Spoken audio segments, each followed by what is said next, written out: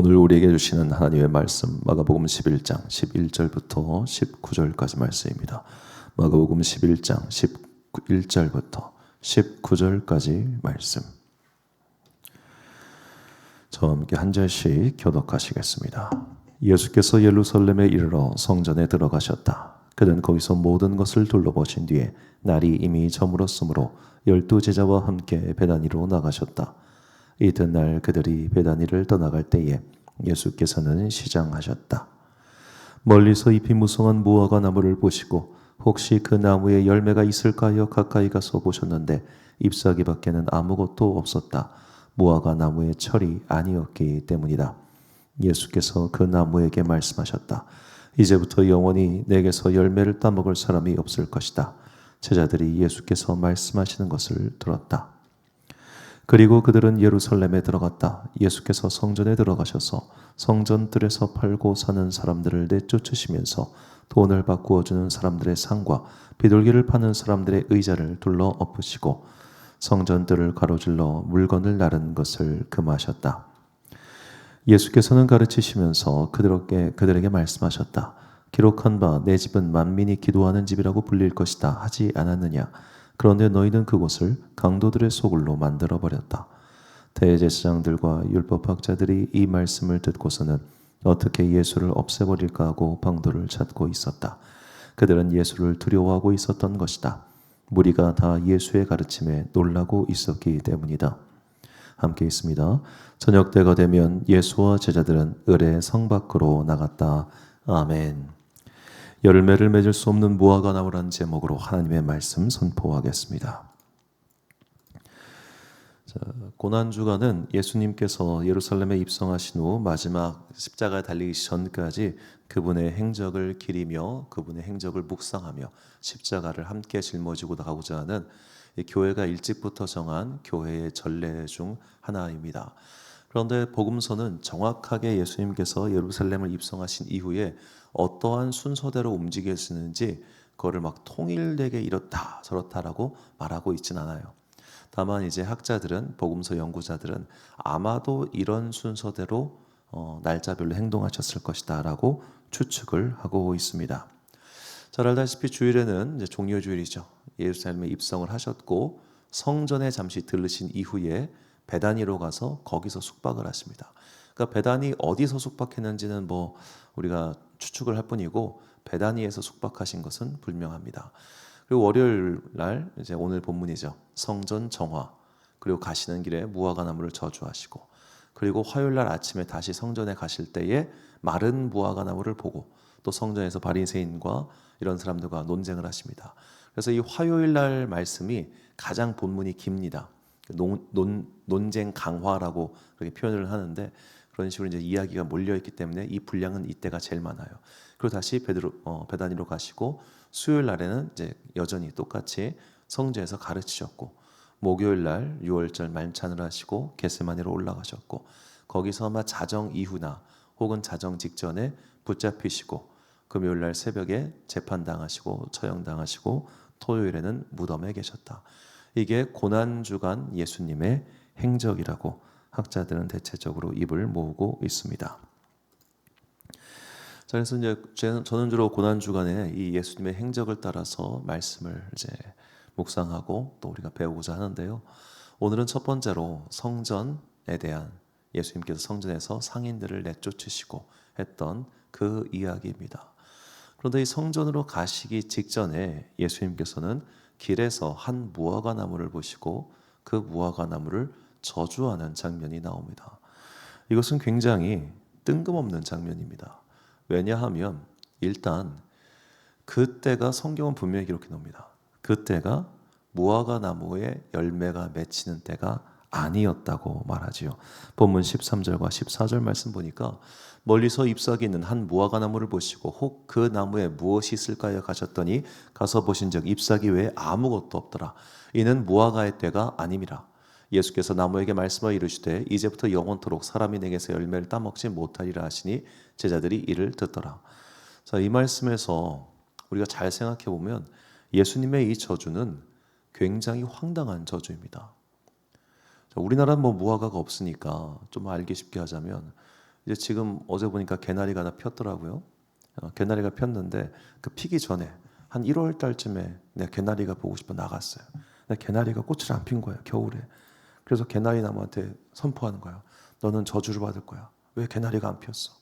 아니 개나리가 필 때가 아니니까 안 폈지. 필 때가 아닌데 저주를 하세요. 열매가 없다는 이유로. 뭔가 굉장히 억지스러운 말씀입니다. 그리고 이 억지스러운 말씀 이후에 바로 성전에 가셔서 거기 있는 상인들을 내쫓으시는 장면이 바로 이어서 등장하죠. 자, 이 두 이야기는 전혀 상관없는 별개의 이야기가 아니라는 겁니다. 그냥 그러셨나 보다라고 넘어갈 수 있지만 이 두 가지는 예수님이 뭐 할 일 없어가지고 그냥 나무를 저주하셨겠어요. 이게 사실 이 무화과 나무가 열매가 없는 사건, 그런데 때에 안 맞게 요구하신 그 사건, 뭐 얼뜻 보면 굉장히 황당한 이야기지만 이것이 사실은 예루살렘 성전의 현재 상태를 이 독자들에게 전달하고자 하는 비유가 숨겨져 있는 겁니다. 그 당시 예루살렘 성전의 모양은 어떠했는가? 오늘 본문 말씀을 보면 오로지 마가복음만 나오는데요. 16절과 17절입니다. 아무나 물건을 가지고 성전 안으로 지나다님을 허락하지 아니하시고 너희는 강도의 소굴로 만들었도다. 저 16절 아무나 물건을 가지고 성전 안으로 지나다님을 허락하지 아니하셨다. 이 말은 마가복음에만 등장하는데 저게 어떤 말이냐면 그 당시 예루살렘에서 왔다 갔다 하는 사람들이 성전 뜰을 가로질러 가지고 이동했다는 거예요. 성전에서 예배하거나 기도하기 위해서가 아니라 일로 가면 지름길이니까 슈르륵 해가지고 갔다는 겁니다. 그러니까 예루살렘 성전이 얼마나 난장판이었겠습니까?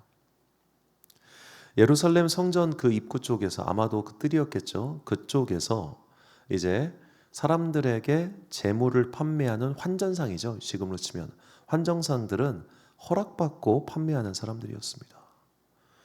왜냐하면 이제 이건 좀 과장이 있겠지만 그 당시 당대의 역사가였던 요세푸스의 기록에 따르면 대략 절기 기간 동안 소모되는 짐승의 숫자가 10만 마리가 넘었다고 합니다.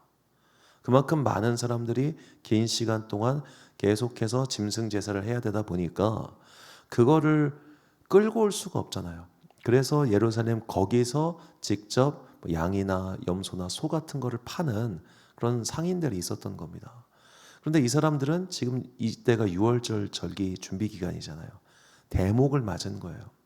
대목을 맞아서 자기들이 팔기 위해서 키웠던 짐승들을 팔고 있고 이제 지방과 심지어 해외에서 디아스포라 유대인들이 몰려오고 있고 거기서 사고 팔고 바치고 사람들은 지나다니고 뭘까요 이게? 거대한 난장판이에요. 거대한 난장판. 예수님께서 그래서 그거를 확 뒤집어 엎으신 겁니다. 너희들 이게 지금 뭐 하는 거니? 너희들 예배 드리러 왔다며. 너희들 뭐 하는 거야? 자, 이거를 조금 더 우리가 이해하기 쉽게 상상을 해봅시다. 교회에 ATM기가 있습니다. 실제로 ATM기 있는 대형 교회는 있습니다.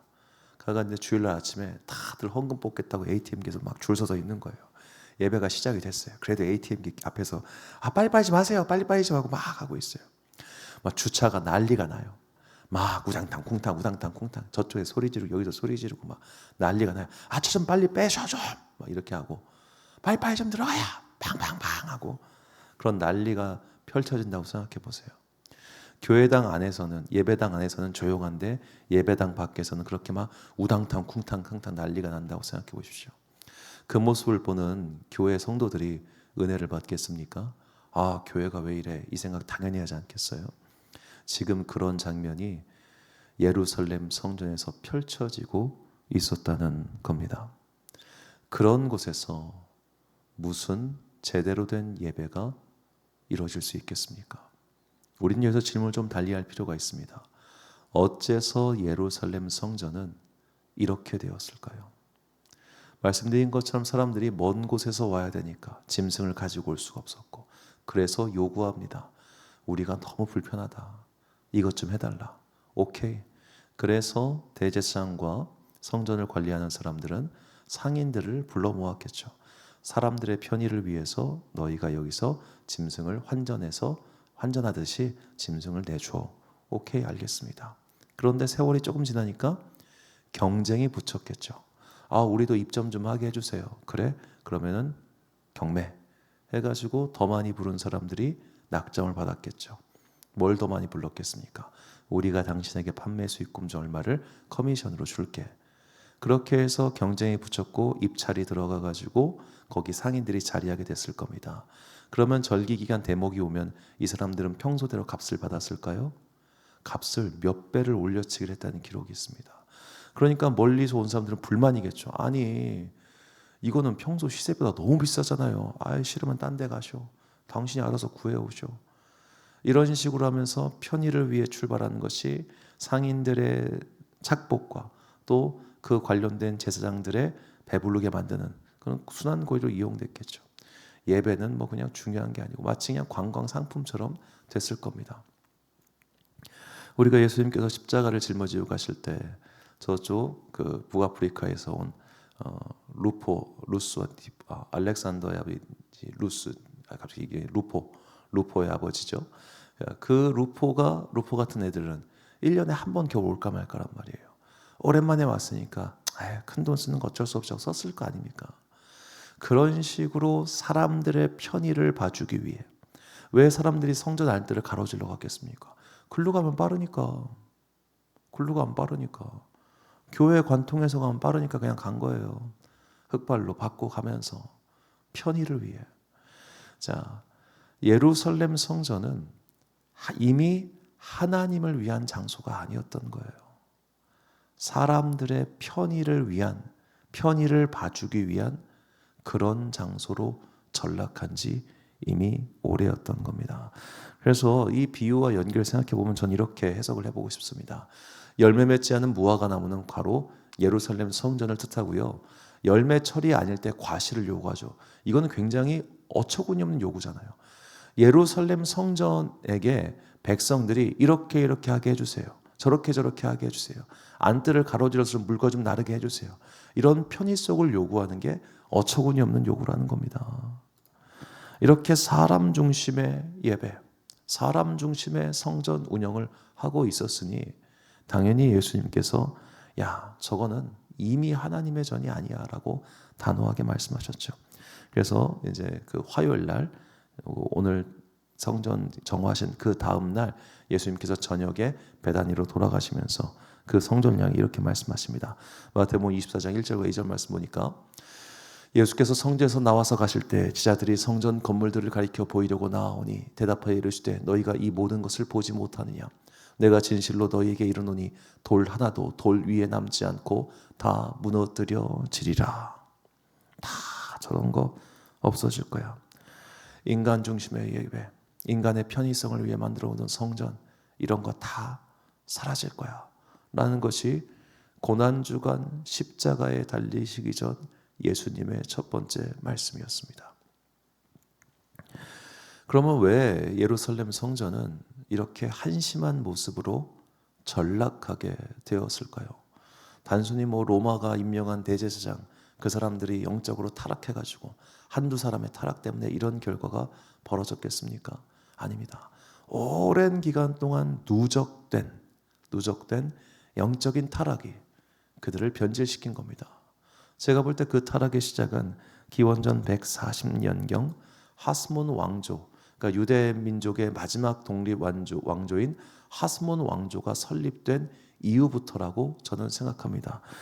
이 시간 새벽에 복잡한 이야기 하면 너무 지루하니까 간단하게 설명하면 이 하스몬 왕조가 왜 설립됐냐면 이제 페르시아가 알렉산더에 패망하고 이 이스라엘 땅을 누가 다스렸냐면 헬라 제국이 다스렸단 말이에요.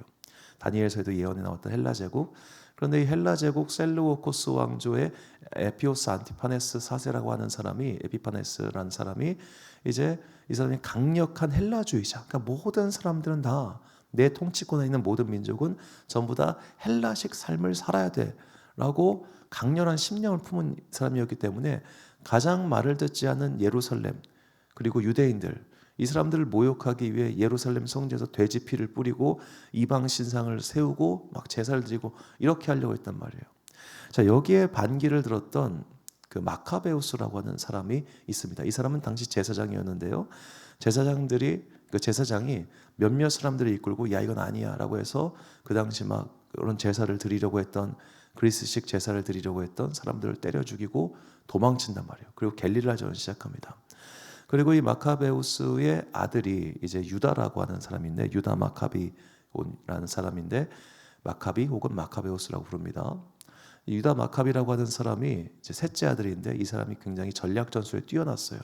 그래서 게릴라전을 해가지고 나중에 예루살렘 성전을 수복하는 그런 일까지 합니다. 그게 이제 이스라엘의 명절 중 하나인 수전절이고 수전절의 이야기는 요한복음에도 나옵니다. 이 수전절을 이루었던 이제 유다 마카비는 근데 안타깝게도 이 전투에서 패해서 죽고 말아요. 그리고 그의 뒤를 이제 동생이 한번 이어받다가 그 형 시몬이 이어받게 되는데 형 시몬은 동생과 좀 다른 사람이었습니다. 그래서 우리가 이 셀리오코스랑 싸우는 거는 계란으로 바위치기니까 외교를 잘해서 협상을 해가지고 우리가 독립을 얻어내자 해서 결국 그렇게 독립을 얻어냅니다. 그런데 여기까지는 좋았는데 그 다음이 문제였어요. 이 사람이 야심이 만만치 않은 사람이라 내가 왕이 될 거야. 그리고 나는 제사장의 후예니까 대제사장도 같이 할 거야. 해서 하스몬 왕조는 왕이 대제사장직을 겸임하는 왕조였단 말이에요. 그래서 이제 이게 최대의 문제였는데 왜냐하면 이 사람들이 제사장 가문이긴 했지만 사독 계열의 사람이 아니었단 말이죠. 그러니까 성경에 따르면 사독 계열의 사람들이 대제사장직을 역임하는 게 하나님의 뜻인데 야 너희는 사독 계열이 아니잖아 라고 해서 너희 같은 제사장들은 인정할 수 없어라고 해서 광야로 튀어나가는 사람들이 에세네파 사람들입니다. 그리고 많은 사람들은 예수님 그리고 세례 요한 같은 사람들이 이 에세네파 신학의 영향을 받았을 거라고 추측하고 있죠. 자, 여하튼 이렇게 하스몬 왕가는 그들이 다스리고 있었던 약 80년의 기간 동안 예루살렘 성전을 사실상 자기 정치의 도구로 이용하면서 그 성전의 기능을 영적인 기능을 완전히 상실하게 만들었습니다. 그 이후에 로마가 이제 하스몬 왕가를 이제 무너뜨리고 사실 하스몬 왕가는 내부 분열로 스스로 망한 거예요. 자기네들끼리 싸우다가 자기네들이 로마를 끌어들여 가지고 로마가 폼페이우스가 와가지고 싹 다 몰아내고 이제 이거 팔레스타인 땅을 점령하는데 그렇게 해서 그 다음부터는 로마 총독이 대제사장을 세우기 시작합니다. 야 귀찮고 그냥 내가 임명한 애가 대제사장 이렇게 세우기 시작해요. 자 이미 하스몬 왕가가 다스리고 있던 80년 동안 예루살렘 성전은 그 영적 의미를 상실했습니다. 그리고 로마가 총독이 임명한 대제사장이었으니 걔네가 뭘 그렇게 잘했겠습니까? 일전에 한번 설교 때 말씀드렸지만 예수님 당시에 대제사장이었던 안나스와 가야바 그게 장인과 사위 사이잖아요. 그 뒤에도 자기 아들들 대제사장 계속 세우고 뭐였겠어요 그게. 총독에게 잘 보여가지고 계속해서 그렇게 만드는 자기 가문의 영달만 위해서 하는 그런 사람들이 대제사장이었고 그런 분위기가 이미 기원전 140년부터 시작했다고 했죠. 지금 예수님 이때가 기원 후 30년입니다. 170년을 이렇게 있었습니다. 사람들은 이제 이상한 걸 모릅니다. 그러니까 제자들은 와 성전 크다 좋다 이러고 있잖아요. 이미 170년을 이따구로 예배를 드리고 170년을 그렇게 있으니까 이게 뭐가 잘못됐는지 뭐가 타락했는지도 모르는 거예요.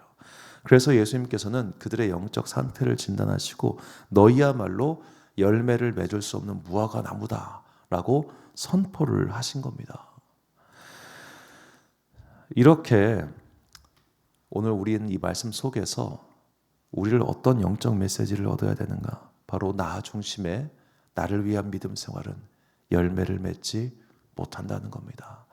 나의 편의를 봐주는 예배, 나의 편의를 봐주는 믿음 생활, 나의 상황을 다 고려해주는 그런 교회의 방침, 운영, 그런 것은 결코 열매를 맺지 못합니다. 제가 참 경계하는 부분인데요. 저도 이제 이거는 뭐 제 개인적인 어떤 경계뿐만 아니라 사실 17세기, 18세기와 19세기 초반에 미국에서 이미 있었던 신학적 논쟁이었습니다. 그 당시에 미국의 대각성 부흥운동이 펼쳐지면서 많은 사람들이 성령 체험을 하는, 뜨겁게 하는 역사가 일어나기 시작합니다. 그런데 기존의 전통적인 신학자들이 볼 때 그 집회는 문제가 있었어요. 왜냐하면 형식이 없었기 때문입니다. 그저 지금 사람들이 가장 은혜 받을 수 있는 형식을 취한 예배를 드렸어요. 그래서 사람들이 가장 당대에 익숙한 멜로디, 당대에 익숙한 방식으로 집회를 진행했습니다. 그게 지금의 찬송가들인데, 그때 당시에 불렸던 찬송가들의 멜로디는 술집에서 나오던 멜로디였어요. 우리로 치면 가요에 나오는 멜로디 거기에다가 그대로 찬양 가사를 입혀서 교회에서 불렀다는 겁니다. 그럼 기존의 성도들이 그게 받아들여지겠습니까? 어려웠을 거 아니에요. 하지만 초신자들 혹은 교회 다녔지만 안 다니게 된 사람들, 그 사람들은 흥미를 끌고 익숙한 멜로디니까 따라 부르게 되고, 그러면서 성령님을 체험하고 변화하는 일이 일어났던 거죠. 이런 예배하게 거대한 그때 토론이었는데, 사람들에게 익숙한, 당대의 사람들에게 익숙한 형식대로 예배를 바꾸고 예배 형식을 지킬 것인가, 아니면 기존에 우리가 지켜왔던, 정말 사람들한테 불편하고 어렵지만 그럼에도 불구하고 믿음의 선조들이 지켜왔던 전통을 고수할 것인가, 이거 갖고 크게 논쟁이 붙었던 거예요. 이 논쟁은 사실 지금도 이어지고 있습니다. 우리가 지금 예배 형식 바꾸는 거 굉장히 거부감 있는 사람들이 있습니다. 반면에 저 옛날부터 이어온 저 예배 형식 지루해, 답답해, 그냥 좀 요즘 사람들이 와가지고 뜨겁게 찬양할 수 있게 좀 구성이나 구도나 다 좀 바꾸면 안 돼? 이런 사람도 있을 거 아니에요. 뭐가 옳다 그러다 할 수는 없는 겁니다. 하지만 분명한 것은 사람 중심의 예배, 사람을 위한 예배를 극단적으로 치다 가면은 거기에 하나님은 거하실 수가 없습니다.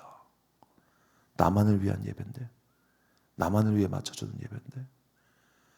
요즘 저도 그걸 나쁘다고 하기는 좀 어려운데, 어떤 교회 같은 경우는 클럽 같이 이렇게 다 하우스 클럽처럼 꾸며놓고 하는 데가 있어요. 홍대라든지 젊은 친구들 많은 데서는. 이해를 하면서도 이게 진짜 좀 그런가? 라는 생각도 좀 솔직히 있습니다. 저는 이제 보수적인 사람이라 그런 생각이 드는데, 자, 그런 식으로 우리가 사람을 위한 것에 계속 맞춰가다 보면 예루살렘 성전 꼴이 난다는 거죠. 사도 바울은 말합니다. 고린도서 5장 15절 말씀을 보면, 그가 모든 사람을 대신하여 죽으심은 살아있는 자들로 하여금 다시는 그들 자신을 위하여 살지 않고 오직 그들을 대신하여 죽었다가 다시 살아나신 이를 위하여 살게 하려 함이라. 아멘. 예수님께서 우리에게 말씀하십니다. 내가 너희를 위하여 죽었으니 너희도 더 이상 너희 자신만을 위한 이기적인 삶을 살지 말라고 말입니다. 성경은 말하죠. 말세에 고통한 때가 이르면 사람들이 자기를 사랑한다고 말입니다. 내가 나를 너무 사랑해요. 그래서 나에게 불편한 건 아무것도 하지 않으려고 해요. 그건 완전히 생초신자도 나 할 수 있는 행동이지, 사실 그 사람도 복음을 알고 예수를 만나면 그렇게 살면 안 돼요. 다 그렇게 살면 안 돼. 더 이상 나 중심의 믿음 생활, 나 중심의 모든 것들이 맞춰주길 바라는 그런 교회를 향한 요구들이 있다면 우리 그런 것들 다 버려야 됩니다. 솔로몬이 성전을 봉헌하면서 백성들에게 이렇게 말합니다. 열왕기상 8장 61절 말씀 보면, 그런즉 너희의 마음을 우리 하나님 여호와께 온전히 바쳐 완전하게 하여 오늘과 같이 그의 법도를 행하며 그의 계명을 지킬지어다. 온전히 바치라. 내가 이전에는 나의 편의를 찾고 나의 좋은 것을 찾고 내 귀에 듣기 좋은 것을 찾았다면, 이제는 고난주간 예수 그리스도의 십자가를 바라보면서, 그래, 주님께서 나를 위해 십자가를 지고 죽으셨듯이 나도 나의 욕심, 나의 이기심, 나 위주의 생활 태도를 모두 십자가에 못 박아야겠다라고 결단하시기 바랍니다. 우리가 나 위주의 믿음 생활을 버리지 못하면 열매를 맺지 못하는 무화과 나무 꼴이 될 뿐입니다. 우리는 말하겠죠. 아니 그러니까 때가 되면 요구하란 말이야. 때가 되면 내가 열매 내줄게. 이게 나 중심의 믿음 생활이라는 거죠. 그가 원하시면 우리는 행하는 겁니다. 나는 죽고 예수로 살아가는 인생. 굉장히 간단한 말이지만 너무나 어려운 그 높은 부르심으로 오늘도 주님께서는 우리를 초청하고 계십니다. 이 고난주간의 첫날 우리의 모든 이기심과 욕망과 허망한 마음들을 십자가에 못 박고 예수 그리스도의 헌신과 사랑을 오롯이 따라가는 그런 여러분과 제가 되시기를 주님의 이름으로 축원합니다. 결단의 말씀 갈라디아서 2장 20절 말씀 우리가 찬 목소리로 봉독하겠습니다. 시작. 내가 그리스도와 함께 십자가에 못 박혔나니 그런즉 이제는 내가 사는 것이 아니요 오직 내 안에 그리스도께서 사시는 것이라. 이제 내가 육체 가운데 사는 것은 나를 사랑하사 나를 위하여 자기 자신을 버리신 하나님의 아들을 믿는 믿음 안에서 사는 것이라. 아멘. 사랑하는 지혜빛 광성교회 성도 여러분, 그리고 이 고난주간 첫날 이 새벽을 함께 깨우고 계신 귀한 주님의 자녀 여러분, 열매를 맺지 않은 무화과 나무는 자기 자신만을 위해서 살아가는 그런 사람들을 뜻합니다. 자기 자신만을 위해서 믿음 생활하고 자기 자신만을 위해서 기도하고 자기 자신만을 위한 예배를 아직도 꿈꾸고 있다면 그런 마음을 다 십자가에 못 박읍시다. 왜냐하면 그 마음은 하나님을 절대로 기쁘시게 할 수 없고 그런 마음을 통해서는 어떠한 믿음의 능력도 나타나지 못하고 어떠한 믿음의 열매도 맺을 수 없기 때문입니다. 결국 뿌리가 뽑히거나 마르는 저주의 대상이 될 뿐이죠. 기왕 우리가 믿기로 결단한 것, 날마다 나의 마음에 있는 그 작은 좌아들, 나 중심의 생각들을 모두 다 십자가에 못 박고 정말로 예수 그리스도의 복음의 능력으로 하나님을 위하여 나 자신을 드리는 믿음으로 살아가는 그런 여러분과 제가 되시기를 주님의 이름으로 축원합니다. 기도하겠습니다. 사랑과 은혜가 충만하신 아버지 하나님 참으로 감사합니다. 이 고난주간의 첫날 우리의 이기심, 우리의 욕망, 우리의 비뚤어진 자아를 십자가에 못 박기 원합니다. 그리스도 예수께서 우리를 위하여 죽으셨더니 나도 주를 위하여 나의 인생을 드릴 수 있는 결단의 사람들 되게 하여 주옵소서. 이렇게 나만을 위하여 계속 살아가면 우리도 또한 열매 맺지 못하는 무화과 나무가 될 뿐입니다. 아니 내가 준비가 됐을 때 나를 부르셔야지 왜 지금 나를 부르시냐고 그렇게 자아가 주님의 부르심에 따지고 들 때, 나의 자아가 주님의 말씀을 거부할 때, 그럴 때 주님 내가 그 나의 교만을 깨닫게 하시고 십자가 앞에 다시 한번 나의 거짓되고 망령된 자아를 못 박는 순종의 그리스도인들 되게 하여 주옵소서. 고난주간을 시작합니다. 오늘도 각자의 삶의 자리에서 열심히 살아가는 우리의 성도들, 주님께서 이 한 주간 동안 능력의 말씀으로 붙들어 주시고 그리스도 예수를 더욱더 깊이 묵상하여 주님과 하루에 한 번이라도 동행하는 주님의 자녀들 되기를 간절히 소망하오며 이 모든 말씀 우리 구주 예수 그리스도의 이름으로 기도드립니다. 아멘. 오늘의 기도 제목입니다. 나 자신만을 위하여 살았던 자기 위주의 믿음 생활을 십자가에 못 박고 이제 하나님 중심으로 하나님을 주인으로 모시는 참 믿음의 삶을 살 수 있게 해달라고 기도하십시오. 오늘 주신 기도의 제목 가지고 기도와 묵상에 힘쓴 하루 되시길 바랍니다. 기도하겠습니다.